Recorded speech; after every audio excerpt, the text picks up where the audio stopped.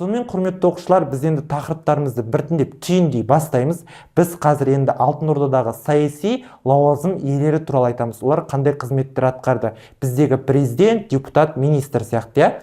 Кеттік. Біріншісі Беклербек. Беклербек деген мемлекетте ханнан кейінгі лауазымда тұрған. Яғни сыртқы саясатта жаңағыдай әртүрлі қарым-қатынастар жасай алатын және әскердің басшысына Беклербек деген атақ берілген екен. Келесісі ол бізде диван. Диван атқарушы биліктің органы. Бізде қазір атқарушы биліктің органы ол бізде үкімет. Ал қазіргі үкіметтің қызметін сол кезеңде диван атқарған екен. Енді осы диван жалпы салық жинау, одан кейін ішкі саясатты басқарды. Ал диванды басқаратын адамды уәзір деді.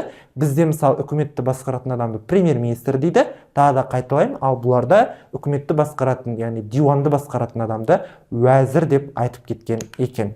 Келесі басқақ, ол бізде салық жинаушы, налоговый орган былайша айтқанда, орыс князьдықтарында бұл кісі жалпы атаулары бұл терминнің татар слободасы деген атаумен де танымал екен. Енді құрметті оқушылар, біз өте маңызды картаға назар аударайық. Осы кезеңде моңғолдардың империясының жан-жақты шабуылдары көрсеткен, басында өте кішкентай ғана аумақты қамтыған, одан кейін мінекей сары түс алдарында көрсетіліп тұр.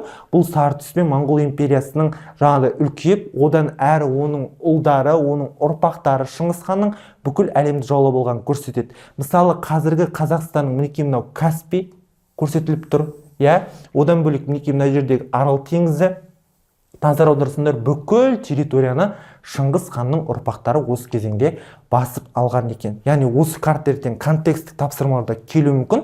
Сол себеп міндетті түрде қараймыз, скриншот жасаймыз. Осы картамен жаңағы мен айтқан жорықтарды, ол Шыңғыс ханның ұрпақтарының территориясын, билік құрған жерлерін бәрін осы картамен сызып жұмыс жасасақ болады.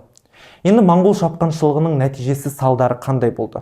Осы тұтастай алғанда соғыс өте көп шығын әкелді және материалдық мәдениетке, рухани мәдениетке де өте үлкен шығын әкелді соғыс. Өйткені мынандай сөз бар, жаңағыдай біздің қоғамда айтылатын, жалпы мынау соғыс ол ештеңеге алып келмейді. Соғыс ешқандай жақсылыққа да алып келмейді екен.